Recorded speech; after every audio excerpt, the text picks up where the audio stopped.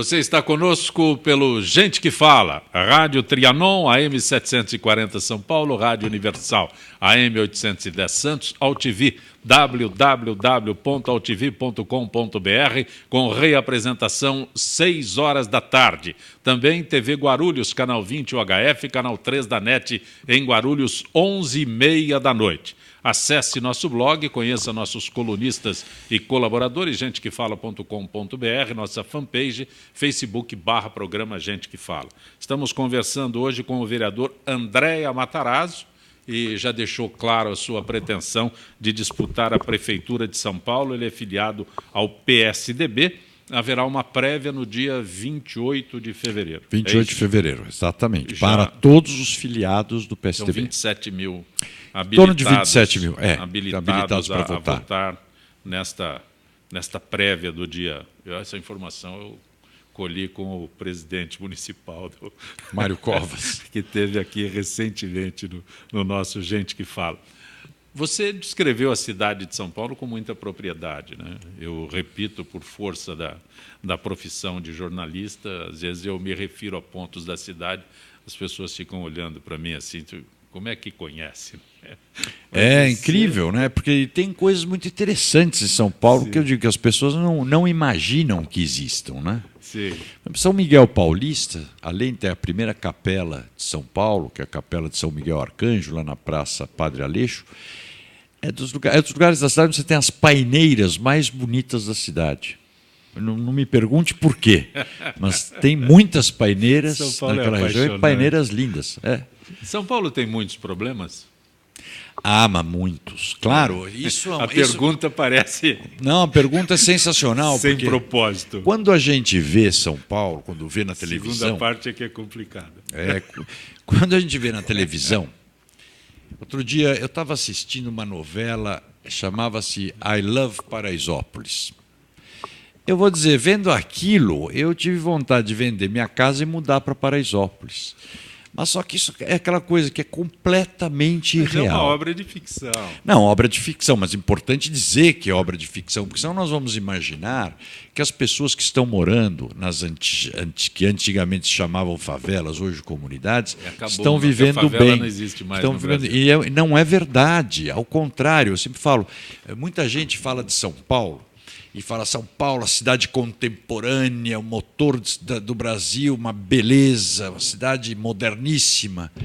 O Zancopé é uma cidade do tamanho da nossa, com 11 milhões de habitantes. No ano 2015, se você chegar para um cidadão que mora no Jardim Queralux da Zona Leste, pergunta qual é a prioridade, ele te responde, aqui nós temos pavimentação de rua. Você acha que isso pode ser uma cidade moderna? Então, olha, o pessoal gosta de comparar São Paulo com Nova York. Eu te diria que, infelizmente, São Paulo está mais para você comparar com uma Quênia, então, com Nairobi, em tamanho grande. Você tem metade dela, vamos dizer, o centro expandido relativamente moderno. Não está no século XXI, mas está no século XX. E você tem a periferia, o entorno, onde está metade da população que o poder público abandonou há muito tempo e que a infraestrutura parou no século XIX, onde ainda a prioridade é pavimentação de rua, desassoreamento de córrego, limpeza de córrego, tirar rato, capinar as matas. Não, o dengue é, infelizmente, pela cidade inteira. Uma urbanização de favelas e tudo isso. Quer dizer, partes da cidade onde as pessoas ainda estão morando em palafitas, né, em palafitas de compensado de madeira, como no Jardim Peri, na Zona Norte. Então, eu acho que nós temos muitos problemas, e eu trabalharia a cidade de muitos problemas em 2 vetores. Um vetor do desenvolvimento de São Paulo, que também é outra coisa. O que move São Paulo? O comércio, o serviço, a economia. Sim. E hoje, se você olhar, que ela está basicamente no centro expandido da cidade. Então, primeiro, criar novas centralidades, permitir que isso se expanda pela cidade, para outros lugares, e leve a cidade para perto das pessoas. Isso só com regularização fundiária e outros programas.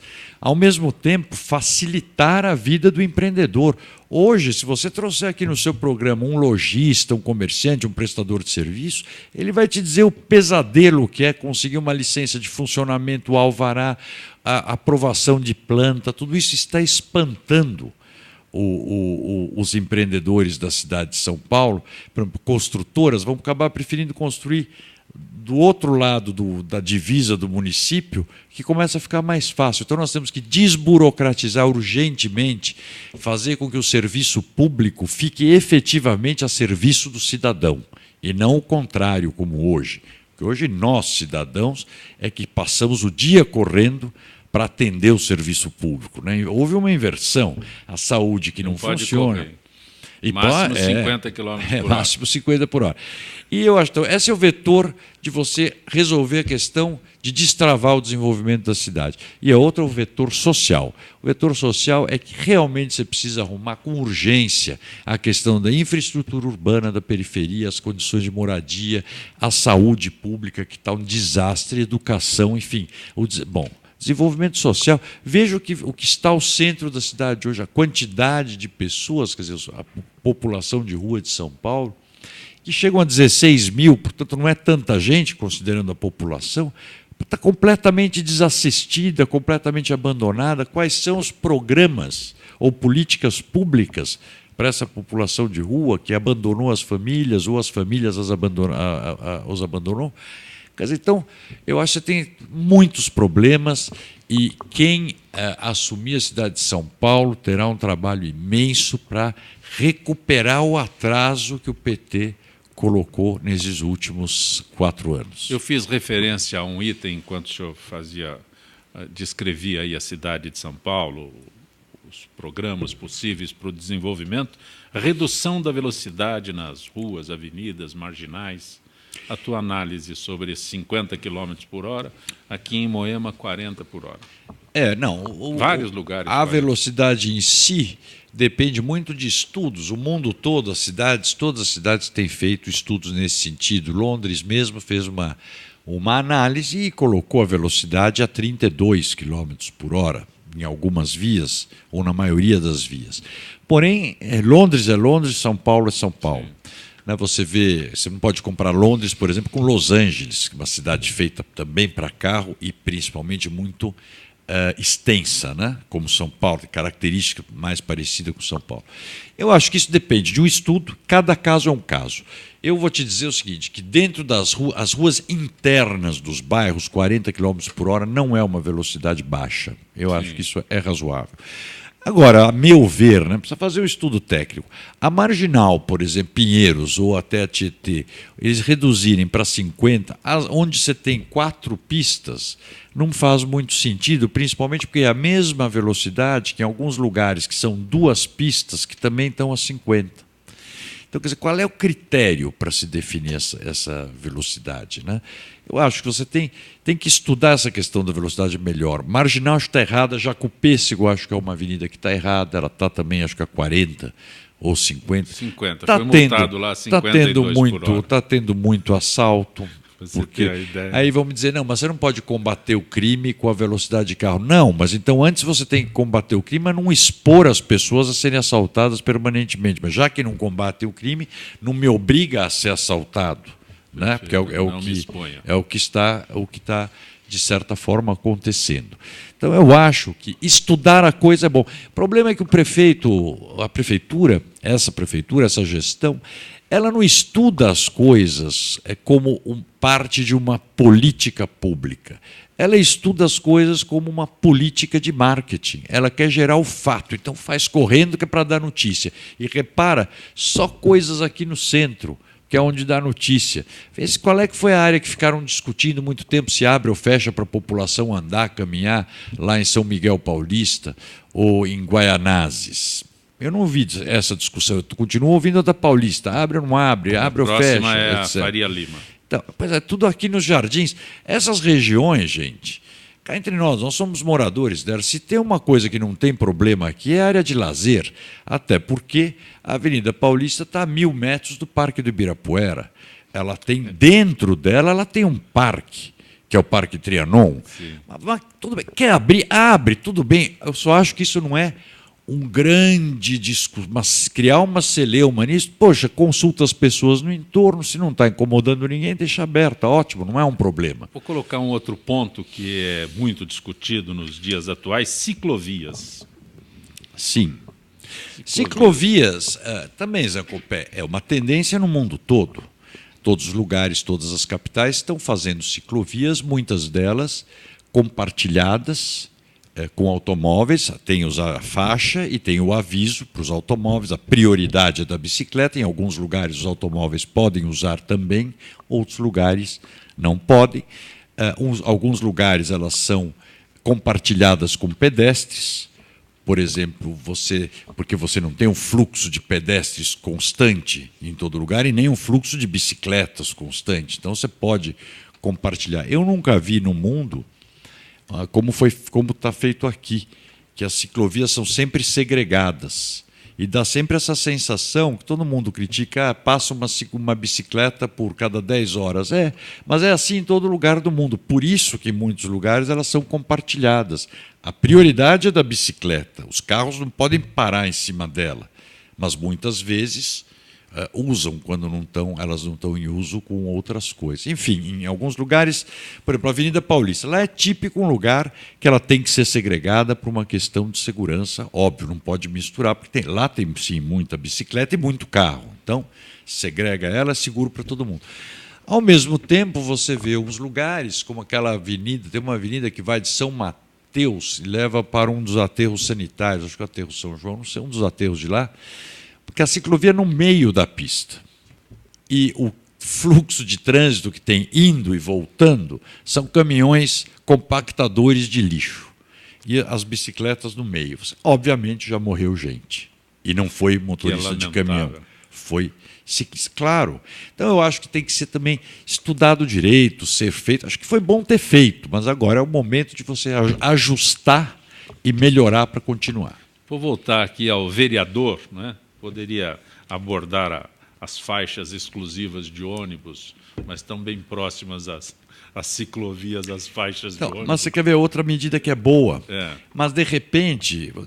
Porque eu digo, não, o prefeito não sai do gabinete, então ele não sabe, por exemplo, que nos bairros mais distantes... Aquele prédio é maravilhoso. Não, é uma delícia, sem dúvida nenhuma. Mas se eu um dia for prefeito, você vai me ver poucas vezes lá dentro. Ele não sabe que as regiões fora do centro expandido, o comércio não se dá em shopping centers. Isso é comércio de rua. Os poucos empregos que tem é o comércio que dá, comércio de rua. E aí ele faz a faixa de ônibus dia inteiro em cima da Avenida São Miguel ou na Mateu Bay. O que acontece? Não pode mais parar carro, não pode descer passageiro, etc. O que está acontecendo? O comércio está morrendo. Como os comerciantes falaram, ótimo ter a faixa de ônibus, não tem problema, põe nos horários de pico. Sim. E depois tira.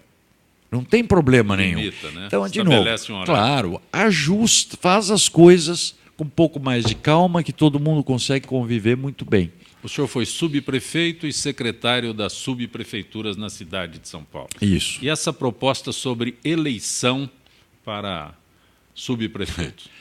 É um pouco como a história do saquinho do supermercado. É uma coisa para a gente, em vez de estar aqui discutindo quantas amas não foram feitas, corredores de ônibus que também não saíram do papel, inspeção veicular que acabou, as ruas esburacadas, nós vamos usar um bloco aqui para falar dessa eleição de prefeito. Isso é uma manobra diversionista da prefeitura. Só uma coisa, é possível? Claro que não. Existem hoje 3 entes federativos, a União, os estados e os municípios, onde tem eleições para presidente da República, senadores, deputados federais, governador, deputados estaduais, prefeitos e vereadores. Quem estabelece isso é a Constituição, é o Congresso Nacional, não é o prefeito de uma cidade que vai resolver fazer eleições. E agora você imagine coisa engraçada. Então eu estou lá, sentado como prefeito, faço uma eleição em Guaianazes, né? Tudo bem, ganhou um cara do partido oposição a mim. Como é que ele vai administrar? E aí, veja, como a prefeitura é uma coisa só, e a responsabilidade legal é do prefeito, aí ele faz uma falcatrua lá, e eu pago pato? Isso não existe. Ou ele vai aceitar disputar uma eleição para ser subprefeito sem ter orçamento? O orçamento é do prefeito. Como é que o cara vai disputar a eleição? Bom, quanto dinheiro eu vou ter aqui? Não dá para saber. Então, isso daí que eu falo, é legal, é bonito, pode ser bacana, em alguns países desenvolvidos fazem, mas você precisa ter toda a legislação a seu favor. Então, claro, se você perguntar para o morador de Guaianazes, se perguntar para mim, você quer votar no prefeito, subprefeito da sua região? Claro que eu quero, mas desde que ele tenha condições de ser prefeito. André Matarazzo, nessa época de final de ano, começo de ano, as chuvas castigaram São Paulo, queda de árvores, e vem há bastante tempo. O senhor tem uma lei, uma proposta para regularizar essas podas e calçadas? Tem uma lei nesse sentido?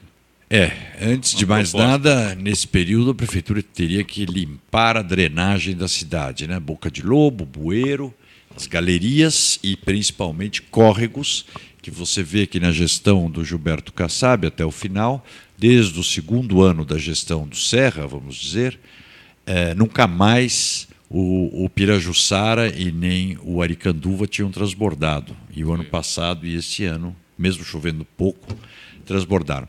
Mas sim, você tem um problema das árvores. Quantas árvores tem uma cidade como São Paulo?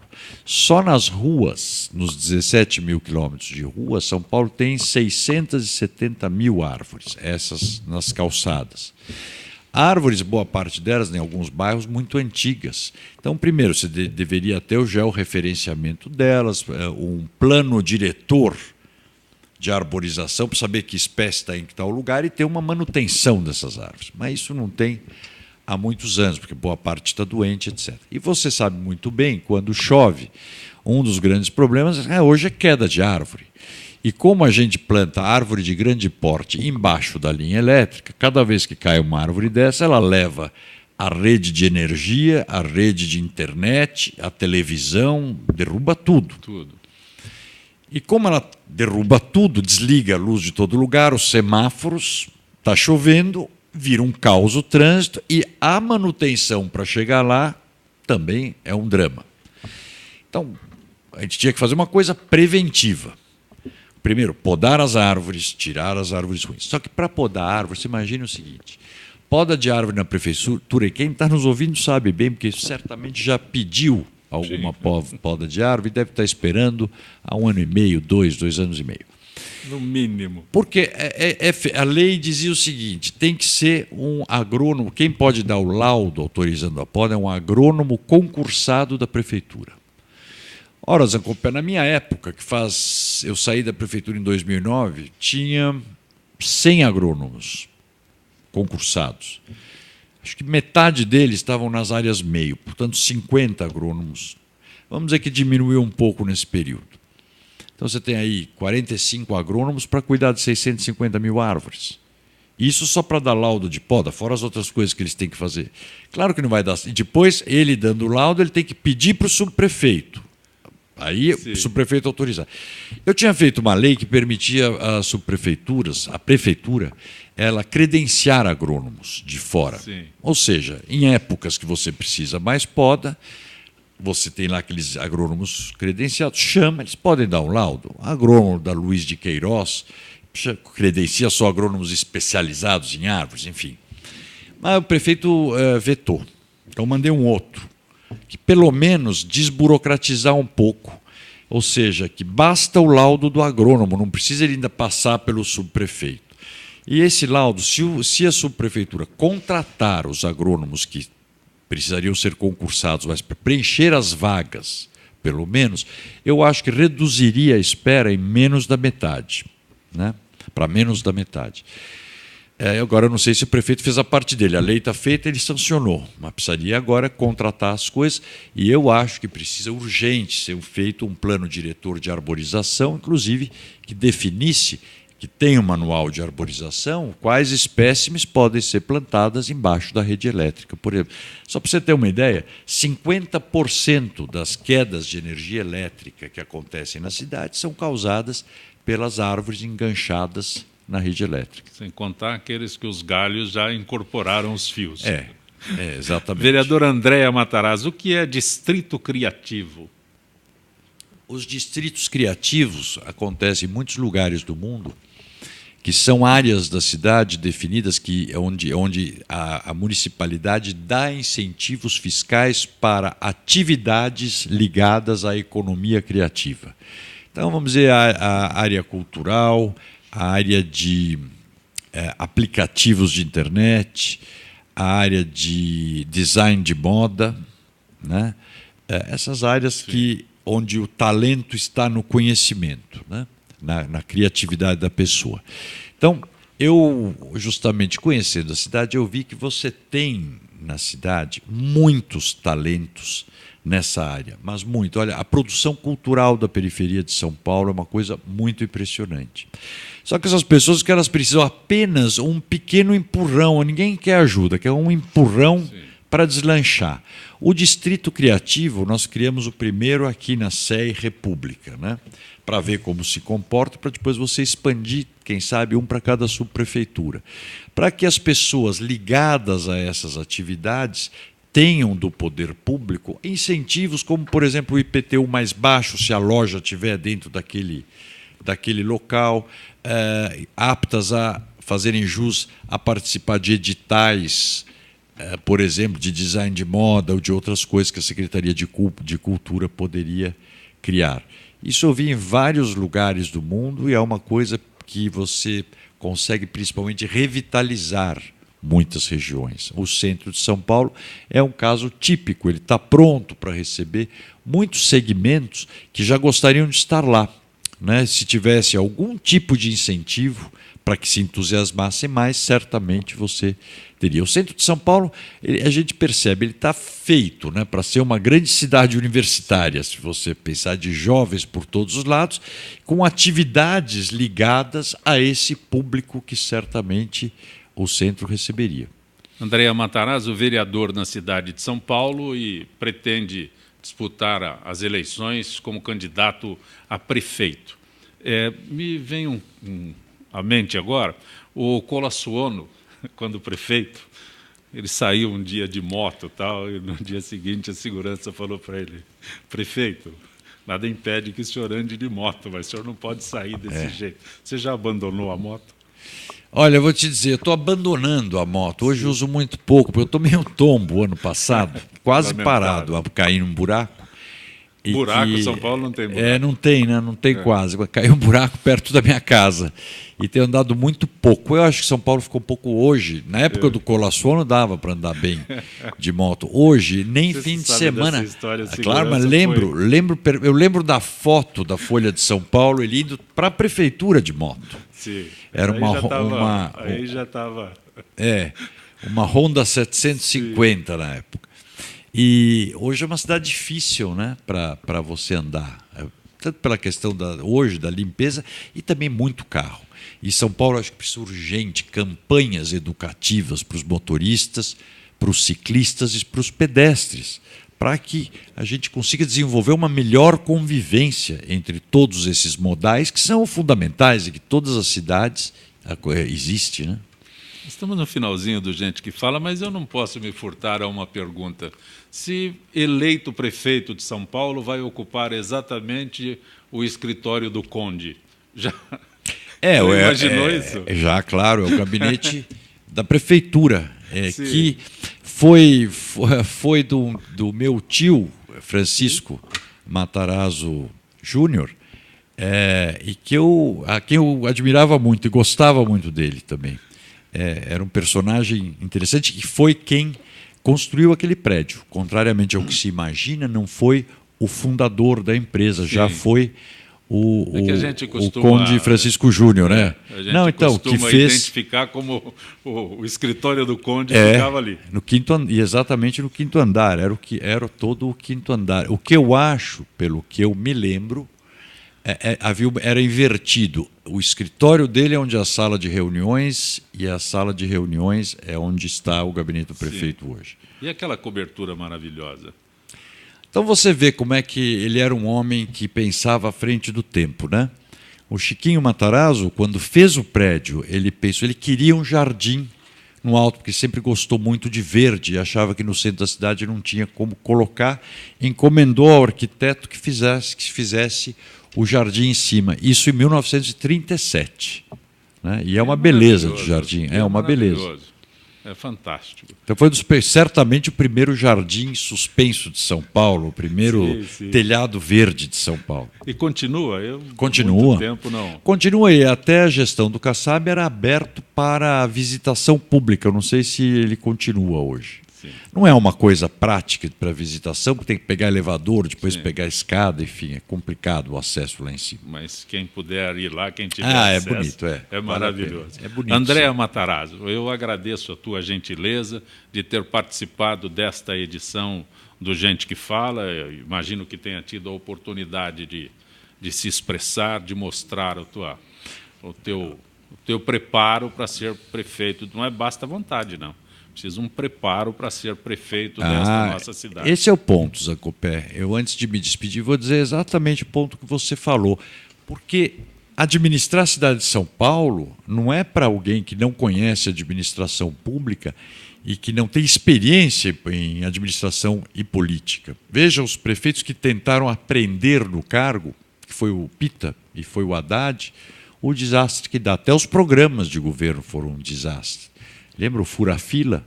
Sim. E com o Haddad, o tal do Arco do Futuro? Cadê, né? Ficou para o passado. Eu sempre costumo dizer que o cargo de prefeito não é um cargo de partida, é o cargo de chegada. É a consagração da vida pública de alguém. Depois que você subiu vários degraus na vida pública, a sua consagração é ser prefeito de São Paulo. Não é achar que você começa como prefeito de São Paulo para outros voos. Isso não existe. É onde eu reputo hoje a administração dos grandes aglomerados como das mais difíceis tarefas de um gestor público. Queria te agradecer muito o convite, Zancopé. Esse programa é muito gostoso, porque dá tempo da gente falar, dá tempo de conversar com as pessoas. Né? Eu sou uma pessoa de rádio, eu adoro rádio, eu tenho há 10 anos meu programa de rádio e agora estou frustrado que eu tinha um programa na madrugada que não estou fazendo, fazia diariamente ao vivo. Sim. Mas eu estou vendo... Faz mais? Não faço mais porque não está dando tempo, né? Não conseguia da meia-noite às 2 da manhã ao vivo, né? Tem que estar na Câmara às 9 horas. Mas eu vejo na sua lapela, que se a Câmara conseguir colocar, um mapinha da Itália, é isso? O Zancopé é italiano também? Pretendo, mas o senador italiano que nós temos do Brasil... Fausto Longo. Me presenteou com que esse bom. botão aqui, mas está encaminhando a cidadania, o processo para a cidadania. Você é de origem italiana? Sim. Seu Humberto Amadeu Zancopé nos legou esta boa... A boa origem. Boa origem, graças a Deus. André Matarazzo, grato. Muito obrigado, Zancopé. Um abraço grande para todos os seus ouvintes. Mais uma vez, obrigado pela honrosa participação no seu programa. Gente que Fala tem a direção-geral do jornalista Fausto Camunha, a diretora de produção Zenilda Salvato, redação Raela Brandão, Pedro Schiavon, na pauta José Carlos Sicarelli, produção cultural Ricardo Godoy, na rádio Trianon, Benê, Cléo Rodrigues, Neildo Neres, Ricardo Valim, na direção da TV Guarulhos, Fernando Mauro, na direção da UTV, Alberto Luquete, na técnica, James Eduardo, Marcelo Fontan, Sérgio Oliveira e Iago Matsumoto. Estaremos de volta amanhã, meio-dia. Gratos, até lá.